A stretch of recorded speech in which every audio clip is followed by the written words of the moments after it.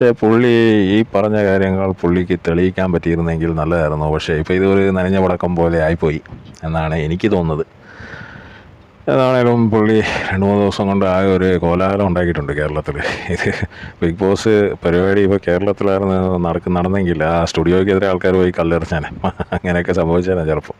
എന്താണേലും അത് ചെന്നൈയിലായതുകൊണ്ട് കുഴപ്പമില്ല. പക്ഷേ വലിയ ദൂരമൊന്നുമില്ല. പക്ഷേ തമിഴ്നാട് പോലീസിൻ്റെ കയ്യിൽ നിന്ന് നല്ല ഇടി കിട്ടും. പിന്നെ അവന്മാർ കുറേ കാശും പിടിച്ച് മേടിക്കും. അതുകൊണ്ട് അതിനായിട്ട് പോവില്ല ആൾക്കാർ. ആ സ്റ്റുഡിയോ കുറച്ച് ദൂരെയാണ്, കുറച്ച് ഔട്ടർ ഏരിയയിലാണ്. അതുകൊണ്ട് കുഴപ്പമില്ല.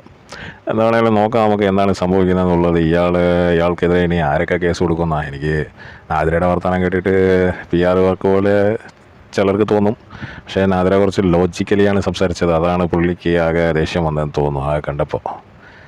എന്താണേലും ഇതിനകത്ത് എന്തൊക്കെ സംഭവങ്ങളുണ്ടെന്ന് നമുക്കറിയില്ല.